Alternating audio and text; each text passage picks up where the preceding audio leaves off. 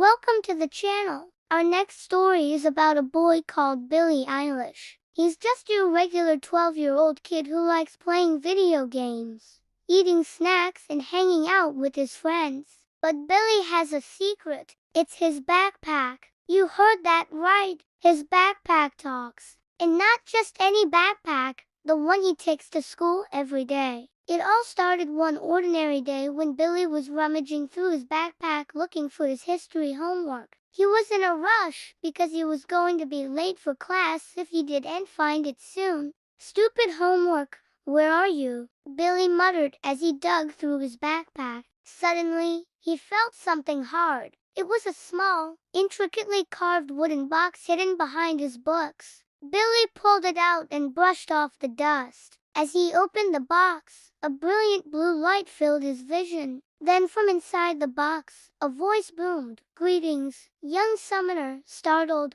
Billy jumped back. The voice continued, "I am the great wizard Moldazar, trapped in this mortal coil by an evil sorcerer. Only a pure of heart may speak my name aloud and break the curse. Are you that chosen one?" Billy blinked. Was this some kind of joke? Who was this guy and how did he get in his backpack? Just then, the bell rang, signaling the start of class. If Billy wanted to avoid detention, he needed to get to class fast. So he quickly shut the box, shoved it back into his backpack, and raced to class. Once he was safely tucked away in his desk, Billy took a deep breath and reached into his backpack. Again, he pulled out the box and listened intently.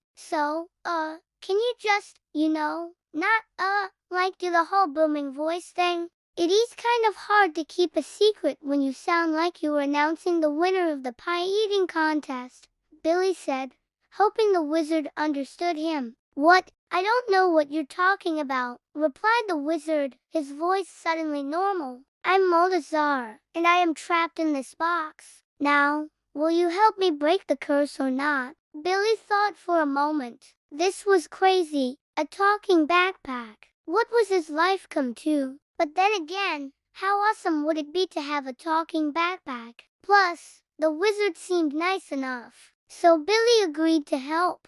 The following week, Billy spent every free moment he had with Moldazar, trying to figure out how to break the curse. "Have you tried asking your teacher?" Billy suggested one day. "I couldn't possibly ask Miss Periwinkle," replied Moldazar, his voice shaking. "She's so mean. Why, just last week she gave me detention for whispering to a friend during a test. Can you believe it? Detention." Billy rolled his eyes. Miss Peregrine was scary. No one wanted to upset her, but someone had to try. So after school the next day, Billy approached Miss Peregrine's desk. She looked up from her grading, her face as sour as Billy's least favorite fruit, pomegranates. Taking a deep breath, Billy asked, "Miss Periwinkle, do you think you could help me with a personal problem?" Miss Periwinkle raised an eyebrow, but nodded. Billy led the way to an empty classroom and shut the door behind him.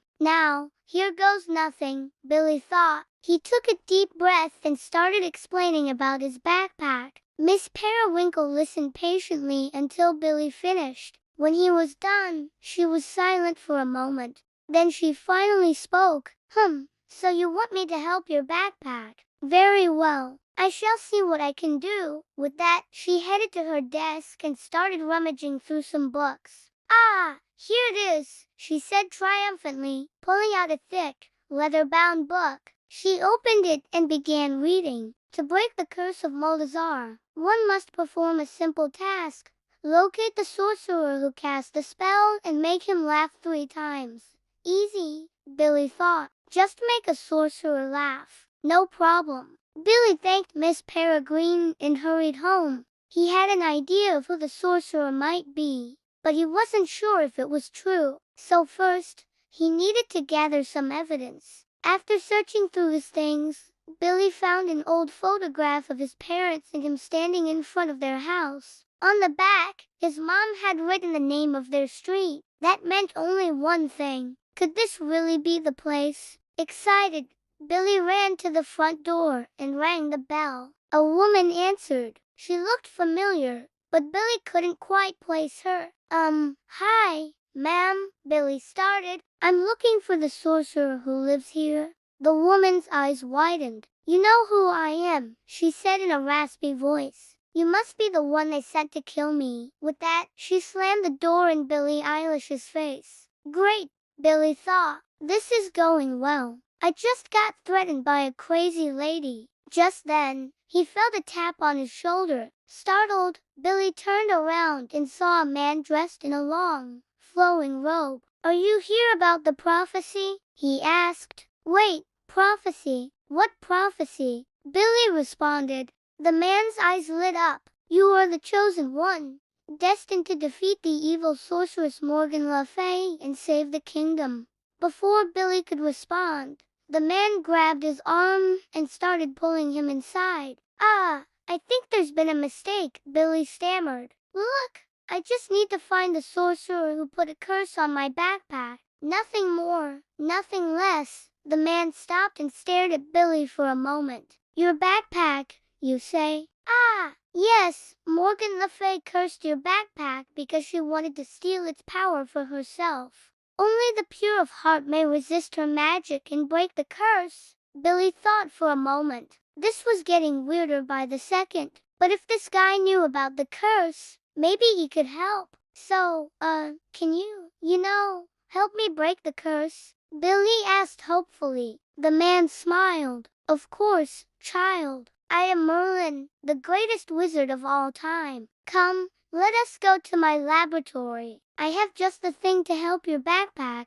Meanwhile, in Morgan Le Fay's lair, the sorceress was stirring a bubbling cauldron. Her eyes glowed an eerie green in the dim candlelight. Soon, she cackled, the backpack will be mine. With its power, I will rule the entire schoolyard. Moo-ha-ha-ha-ha.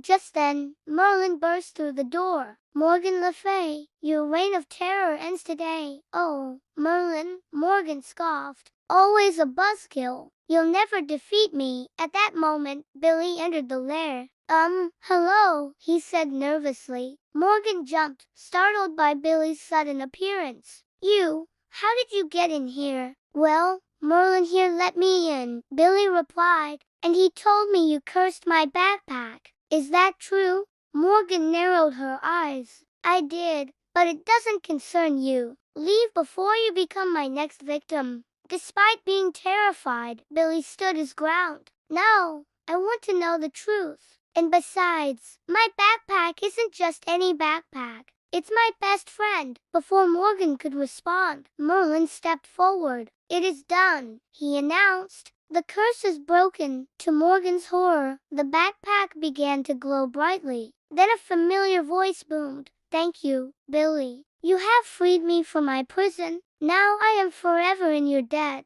As the light faded, Moldasar stood before them in his true form. He was a magnificent wizard, tall and powerful with a long white beard and a twinkle in his eye. Mordozer, gasped Miss Peregrine, who had followed Billy and Merlin to the lair. But how is this possible? Moldasar, Billy repeated, unsure if he was dreaming. Is that really you? The wizard smiled. Indeed it is, young Billy, and to show my gratitude for freeing me, I shall grant you a wish. Billy thought for a moment. What should he wish for? Power, riches, maybe a new gaming console? Then he saw Moldazar's sad eyes and knew what he had to do. I wish for you to be happy, Billy said. What? Moldazar exclaimed. But why? After everything I've been through, I deserve so much more than your measly wishes. Billy shook his head. No, you don't understand. I know how you feel. I've been through hard times too, and all I can say is that being happy is the best feeling ever. So please, Moldasar,